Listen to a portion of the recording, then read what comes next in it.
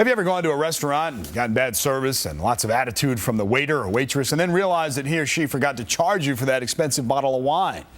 Well, what would you do? It's an ethical question, and depending upon your answer, you may or may not be an ethical person. At least that's what the author of Life Principles, Feeling Good by Doing Good says. He's Dr. Bruce Weinstein, and he's here with us this morning. He's a professional ethicist who can explain why all of us benefit professionally and personally when we live according to ethical principles. There you are. Good morning, Doctor. Good morning, nice David. to see you. First of all, just tell us briefly how one becomes an ethicist, as it were. In my case, I received a PhD in philosophy from Georgetown University. Some people have training in theology, but in my case, it was in philosophy. Okay, all right.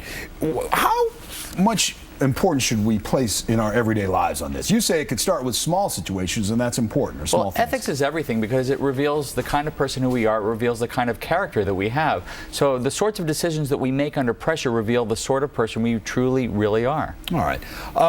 Let's start with some scenarios, and this may help paint the picture for people. For example, you see someone, you're in a store, you see someone take an item from a store and tuck it away. Shoplifting, essentially.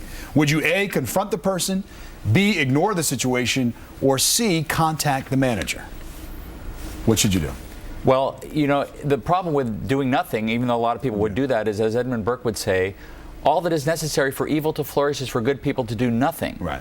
If we confront them, we might get shot, and the problem could continue, right? Yeah. You know, That's the we do have an extreme ethical, example. we do have an Yes. ethical obligation not to get shot. Right. So letting the manager know about what you saw, as unpleasant as that might be, is probably ethically the best thing to do, and I'll explain why in a moment. All right, okay.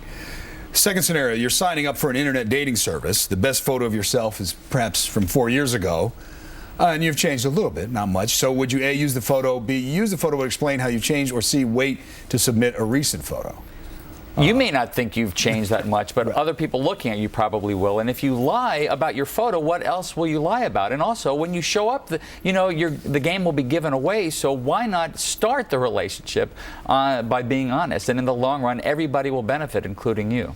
All right. So some of my ethical stature is diminished if I don't be forthcoming, is what you're saying. Well, exactly. All right. And also, people are going to find out when they show up at the blind date. Yeah. So who are you going to be kidding? Yeah. All right. Your friend just purchased a new dress, and she asks you whether you think it's horrible or whether you like it. And you don't want to hurt your feelings, but you think it's horrible. So what do? A, do you tell the truth? B, do you find something you like about the dress, like rayon is easy to care for? Or C, use language that's accurate but deceptive. Well, I've never seen anything quite like it. I'll tell you what, now maybe I should say this, but I'll tell you what, if it's my wife, I'm lying like a champ. That's beautiful, honey. So this is, in other words, you want to remain married for a long time. Yes, exactly. But the problem is, if the person has already bought the dress, does she really want to know what you think, or does she want what Oprah might call validation? Right. If she's already bought the dress, she probably doesn't want to know the whole truth. Yeah. She wants to feel good about her purchase. That, however, does not give us the license to tell her a lie, because when we lie, what does that do to our credibility in the long run, our integrity?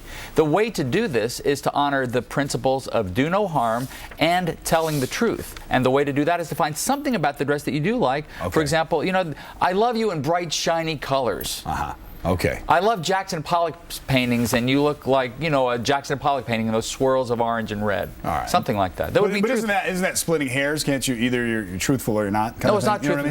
No, there are degrees of it, because if you say, well, actually, I don't like it. I think it's horrible. It gives me goosebumps in the worst possible way. She doesn't want to know what you really think, and you're hurting her feelings. How could that possibly be right? All right, I want to get to the initial one we mentioned before we run out of time, and that is that you're at the fancy restaurant, you're celebrating your anniversary, and the waiter was rude, you didn't like the service, but you realized that the price of the wine was left off the check. So A, do you pay the bill, not tell the waiter, and leave a bigger tip, or do you pay the bill as it is, or do you tell the waiter about the error? Let me ask you, if you walk into a liquor store, would you leave with a bottle of wine without paying for it? No, absolutely not. Well, that's what you would essentially be doing by not paying for the bottle of wine. It might come out of the waiter's pocket, it would come out of the restaurant's pocket. How is that fair? The punishment has to fit the crime, and bad service should not be punished by docking the person essentially of their salary, because waiters make their living on tips. Okay. All right, great. Finally, this all fits into what you call your 5 principles of ethics, and let's go over them real quickly. First First, do no harm. The most fundamental principle of all doesn't apply just to doctors, it applies to everyone. Without do no harm, there's no possibility of a society or a civilized culture. All right.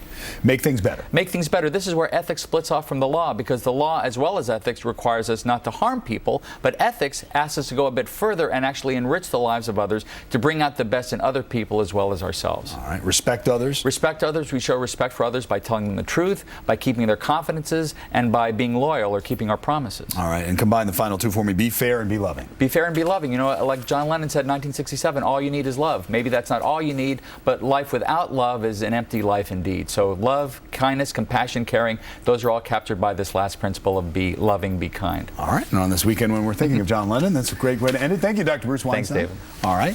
Pat, I'll send it over to you because you're the picture of ethics in my mind. Wrote the book. Absolutely. Thank you. That was good advice and absolutely true.